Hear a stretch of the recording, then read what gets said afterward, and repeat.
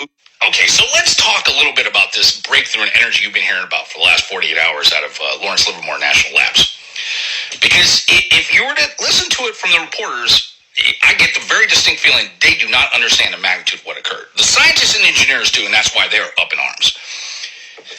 Okay, you know how people have been saying, fusion energy is decades down the road? It's not, though, because they just did it in Southern California like 3 days ago.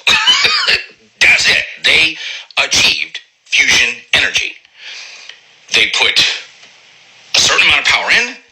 They created, in essence, a small sun about the size of a pin and the head of a pin, and they attained more energy out. By definition, that is the attainment of fusion energy. It is a reproducible effect. They can do it over and over. So, look, you weren't alive when we figured out how to, control or harness fire. You weren't alive when Oog and Eeg built that first wheel and rolled it down a hill. But you can say you were alive when fusion energy was attained, because that is exactly what happened. I don't know if maybe the news cycle is kind of stuck on what's happening across the world or in finance or in sports or with the Kardashians, and they kind of see this just another news blurb.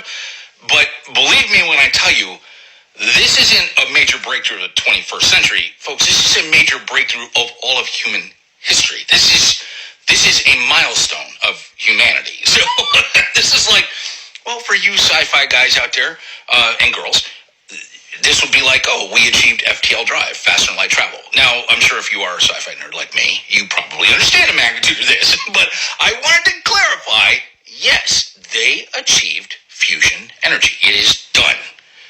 And there's no question about it. They can do it again. At this point in time, particularly, they take it out of the scientists' hands and they give it to the engineers, and the engineers start building these things across the world. And you have a way to generate more energy out than you put in. That in a safe event, it's not like a fission reactor where you have to control it because it'll just keep going on until it just burns itself out. This requires energy to be put in, and then it just gives you more out. But the minute you stop putting energy in, it stops.